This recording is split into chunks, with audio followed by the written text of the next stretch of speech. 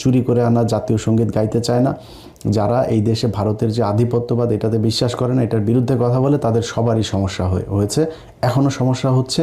ভবিষ্যতেও যদি আবার ফের আওয়ামী লীগ রিটার্ন করে সেই ক্ষেত্রে তাদেরই সমস্যা হবে। যেই কারণে তাদের মূল যেই লোকজন আছে এদের কথাতেই যে বিএনপির সব কিছু হয় তা না, কিন্তু এটার কিছু ব্যাপার আছে। এগুলো যখন বিএনপি দলীয়ভাবে সব জায়গায় একইভাবে কথা বলতে থাকবে, তখন আওয়ামী লীগের লোকজন যারা এতদিন ধরে গা ঢাকা দিয়েছিল, পালিয়েছিল, একটু আতঙ্কে থাকতো, ইতস্তত করতো, ভয় পেত প্রকাশ্যে আসতে, সেই মানুষগুলো কিন্তু এখন আবার নতুন করে মাঠে আসতে শুরু করেছে।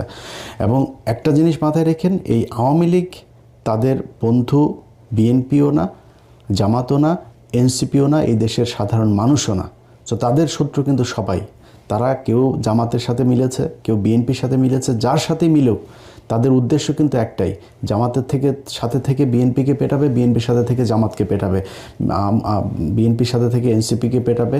এগুলো হচ্ছে তাদের মূল টার্গেট এবং সেটাই হচ্ছে। আমি বিশ্বাস করি গত কালকের যে ঘটনা, রেজাউল করিম যিনি মারা গেলেন শেরপুরে, এই ব্যক্তিকে যেভাবে ইট মাথায় নিয়ে উপরে তুলে তারপরে তাকে যেভাবে পেটানো হলো, কোপানো হলো, এটা বিএনপির যে বিএনপি করে বিএনপির লোকজনের কাজ এটা না।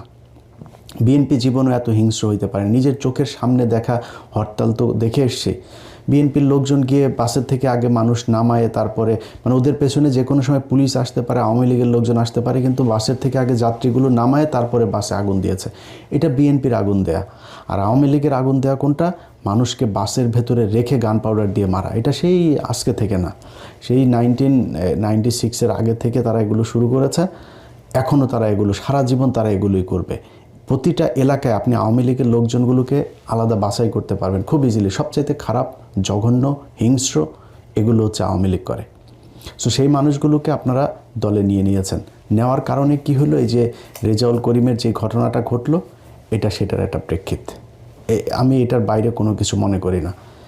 গত কয়েকদিনে জামাত ইসলামের অনেক মানুষই তো আছেন যে জামাত ইসলামের কেন নারীদেরকে কেন সামনে রাখা হয় না, নারীদেরকে নির্বাচন করতে দেওয়া হয় নাই কেন, নারীদেরকে বাইরে আসতে দেওয়া হয় না কেন, এটার বিরুদ্ধে কেন জামাতে নারীদের বিরুদ্ধে যারা এই অধিকারের কথা যারা বলে, সেই মানুষগুলোর একজন ক্যান্ডিডেট হওয়া তো বহু পরের কথা। একজন সাধারণ কর্মী হিসাবে মানুষের বাড়িতে বাড়িতে গিয়ে তারপরে তাদেরকে দাওয়াত দিচ্ছে, তাদেরকে ভোট চাচ্ছে।